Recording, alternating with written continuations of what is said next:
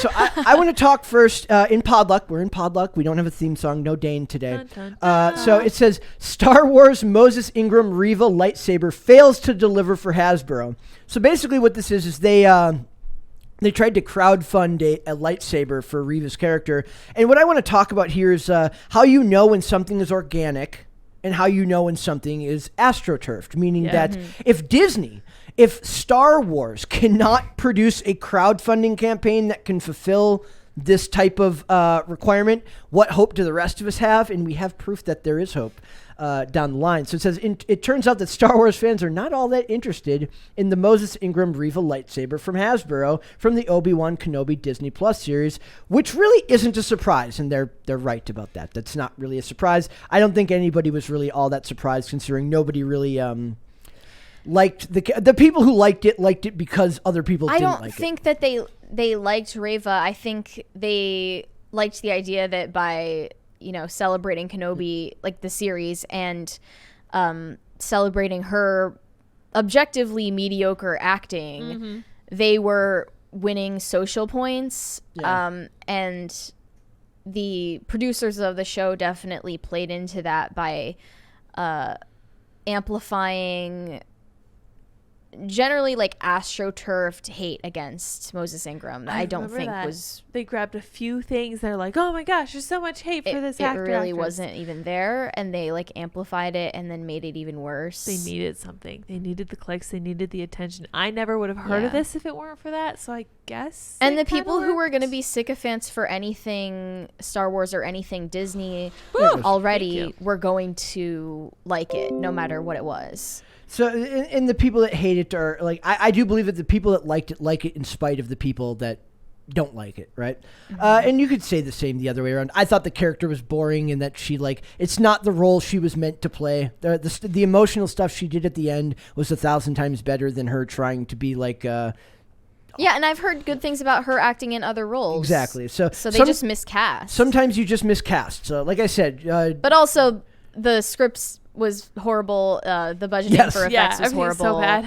So basically, they wanted it to do a lightsaber based on the one. Set up for failure, even though like Disney has these things like basically falling into their lap that seem like naturally it would be a smash hit, and then they just they mess it up every time. So it says Hasbro has a program where they crowdfund certain products under its HasLab brand that are considered on the higher end of toys and such. For example, I helped crowdfund the Hasbro Galactus figure, which looks pretty awesome and comes with all kinds of extras. Galactus was backed by over 30,000 fans and should be released sometime in the next few months. However, as seen below, Moses Ingram's Reva lightsaber couldn't even reach 5,000 backers, and it didn't even reach 30% of its goal, so that meant Star Wars fans just aren't that interested. This is, every day there was articles about how great this character was, and how much people, not about how great she was, but how like popular she was, right? Yeah, it's sort of like the manufactured fanfare for America Chavez. Yes. It is not real. There's an entire like infrastructure, it seems, to astroturfing fanfare and hype about characters that don't have an invested fan base. So how do you know when something is invested upon? How do you know when something has actual interest from the public? Well, there is a YouTuber named Eric DeJuly who has been on Timcast IRL, twice, who just launched the Rippaverse, which is his answer to the comic book issues going on in the world right now. And what I love about that is he's focusing on his solution to the problem. He's not just talking about what he doesn't like. He's making what he wants to make. That is a good thing. He made $1 million in 24 hours. Yes, I saw that. That was impressive. It's now like 1.2 million now in the first 2 days. I would love to know the average amount of it's probably one like of the $10. donations, Yeah, because that would say a lot about whether or not it was astroturf. 14,664 purchasers. So you have to divide that down. So the thing about crowdfunding is you're not just buying one book, right? You're buying the add-ons, the stuff that comes with it. That's the whole beauty of the crowdfunding platform, is you're buying a prestige product, you right? said 14,000 donators? 14,664 backers, purchasers. That's about $68 a person. For $1,358,077. Oh, it's more than that. Okay. So how do you know? organic. Thank you. How do you know when something is AstroTurf and when something isn't? When the fan engagement is natural and real. He built this website like this is his. Like he didn't use Indiegogo. He didn't use Built it Kickstarter. himself, He yeah. built the website out himself to launch ESOM #1. And people who have flocked to his channel, which is like 500,000 or more subscribers, are clearly showing that they care and that they want to support his product. I did not purchase, but I think I might actually just do it now. I bought the first Jawbreakers book from Zach when that came out, and I haven't done a bunch of the crowdfunding stuff. But I care because so much of what we talk about is it's me trying to discern what's AstroTurfed, what's real, and what isn't. We talk a lot about dead internet theory. We talk a lot about whether Twitter is real or not. How do you know when what people care about is actually real? By memes. And when people actually put their money where their mouth is. So putting your money where your mouth is like the physical manifestation of a meme. It's something that you agree with. Yeah. It's something you identify with. You see yourself in it and you want to see more of it. Put your money there. Awesome. It's better than a meme. It's more involved. I would agree. I would argue that Twitter is not dead, that the internet is not dead, pretty much solely because of the existence of memes. And I don't believe it's a tiny percentage of people who do it. I think these are ideas floating around out there that just attach themselves to the image and people latch onto them, pass them on. I recommend checking out the channel is Young Rippa59, but he does a podcast called For Canon's Sake. I tend to like his individual videos more than the long form podcast, but that's me in general. Like I like Tim's videos more than I watch the podcast to start with. I just like the format of the more organized structure. But it says basically it says getting his start as a rapper, July moved into cultural commentary in 2015. He had a really landmark video criticizing the Supergirl television show that went very, very viral at that time. And he's very no nonsense, and he's very, very he does not pull his punches. He does not pull like great. If he's not a guy I would want criticizing me.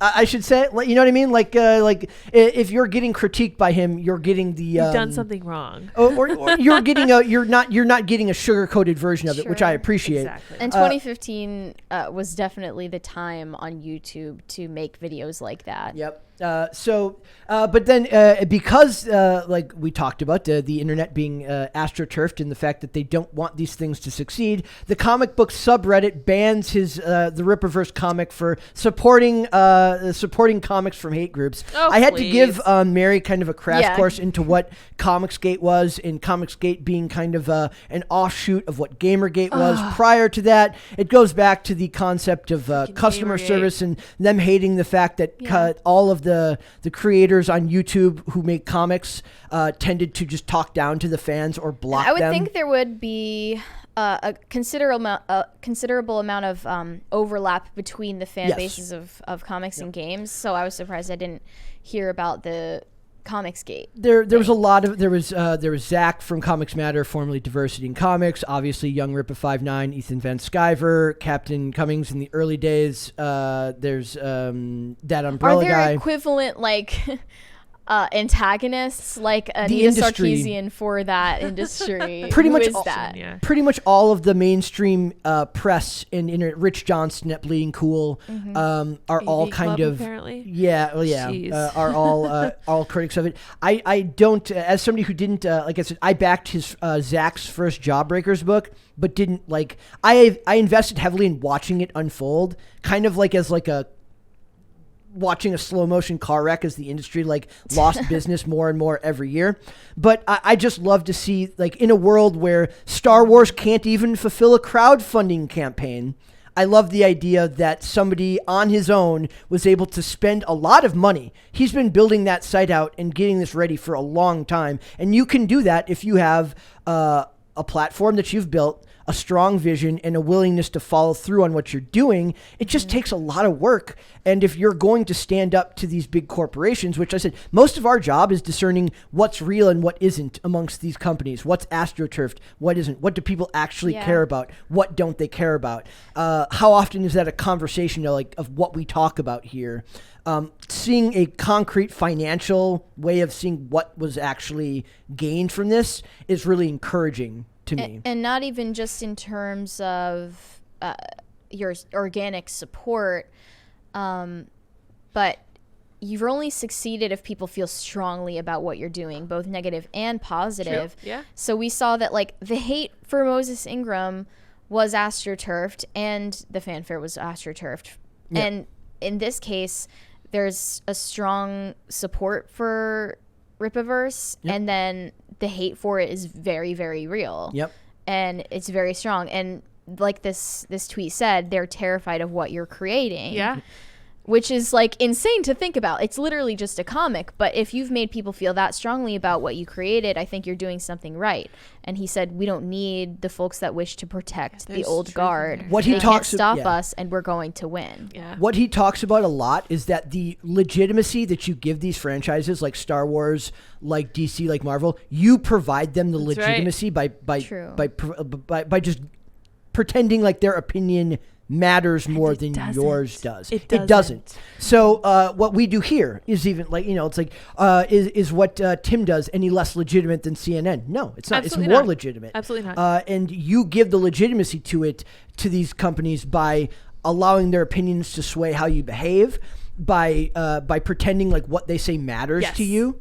And I don't know, I'm sure you guys, neither of you guys and none of your audience have read Terry Pratchett. He was a British author.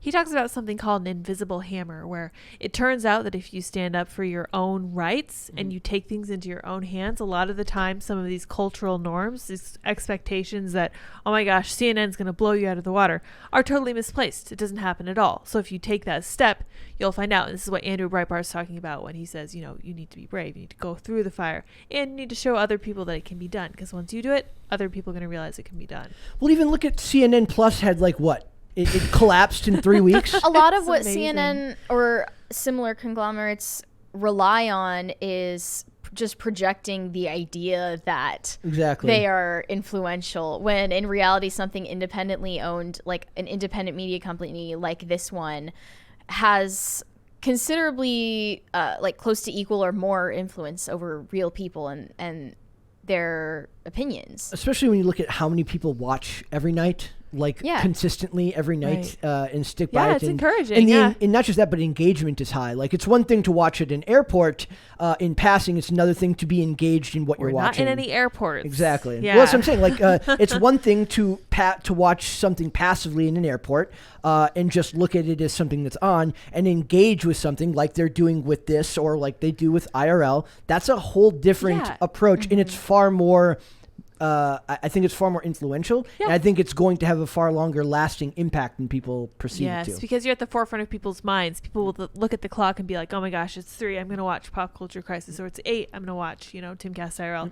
That's where you want to be. That way people aren't just passively absorbing it, although that has power too. CNN has definitely found, but this is way more. Another reason why it bothered me that YouTube spent so much money astroturfing celebrities, when their independent creators always get more engagement than nobody cares about Will Smith on YouTube. They care about Will Smith at the movie theater. Not on YouTube. But they don't care about Will Smith on YouTube. At least I don't care. Right? Right? Like, you know what I mean? Like YouTube Rewind. Would I care about PewDiePie in a movie theater? Probably not. Yeah. I don't. Actually, doesn't sound that interesting to me. Different platform. But that's what I'm saying. It's different platforms provide you with a different reason to watch different people, and they want the one size fits all approach, and we don't have that anymore, and you can't embrace that. Yeah. So I think that this is extremely awesome to see this. And a lot of these other creators, I know Yellow Flash is going to be releasing his own comic as well. Oh, cool. A lot of them, like I said, I don't, I follow that part of the industry passively, and I don't talk about comics extensively on here. I just thought it was hilarious that freaking Star Wars, which sold for $4 billion to Disney, could not crowdfund a lightsaber. Yeah, there are some things that you just can't fake, which sounds ridiculous in this day and age because of like so much of our news and what we watch being fake, but it's true. This makes me think of Michael Bloomberg throwing money at the presidential race. Yeah, I forgot about that. Dude, it was insane. I Yeah. remember his videos used to come across Timcast videos, and we were just like, heck yeah, bring it in. We're not going to vote for you. We're going to talk trash about you on every video, but give us the money. And it didn't work. And I found that to be very encouraging. I was like, it doesn't matter how much money you throw at this. It's not going to work. Yep. Sorry. Can you buy your way into can't. Well, even like, forgive me for, again, I guess not political, but like Donald Trump got most of his donations from small donations from a larger Very amount of grassroots. people, right? Yeah, okay. not astroturfed. The funny thing here is like the lightsaber actually looks pretty cool. Yeah, like that's I interesting. would actually like. I mean, I wouldn't buy it because I'm not a huge Star Wars fan, but maybe Andrew would like. I mean, ask they should him, yeah. they should make it so that when you light up the lightsaber, it loads like a progress bar very slowly, just like they did in the show. Yep. So That would be perfect. It just goes to prove that the internet is kind of helping us discern what's real and what isn't. If you just have a way of It is gauging somewhat like an optimistic Yep. take on it. There's some super chats there. Let's see. Hobbit said, all the fans that didn't fund this saber, racists. That's Yeah, probably. which is funny too, because somebody asked, they said is that what it is with Rippaverse Eric July? I was like, no, because they're both African Americans. That's correct. And he is just a far more engaging and a far more talented. Not that she's not talented, but that the work she was in was not talented. He brought his own chair. He's doing his own thing. Yep. And then You Hobbit. can only do so much with the Kenobi script. Yep. Yeah, to be fair. Ereftas of Stet said, the Flash is my favorite superhero and I'm upset. See, See Brett? Dane is always like, nobody cares about the Flash. I'm like, that's No, not you true. say that too. No, I do not say that. Dane says that. Really? People love the Flash. Do they? Yeah. Oh yeah. People love the Some Flash. people. Wally West. I don't think they would be happy to see Elliot Page as the Flash. I'm like, okay, I'm like half kidding when I say that I think it's a good idea. Like, I just think I was like, we're literally in a period now where like, just hire somebody that's not going to be creepy with kids. A very low bar. Very Like, low. don't have like not creepy with kids, and not leaving guns out in his house, and you're fine. Okay.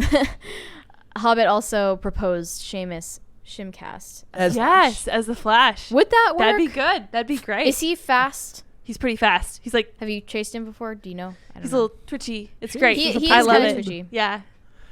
Have him running to a pot of gold at the end of the rainbow. That'd be so good.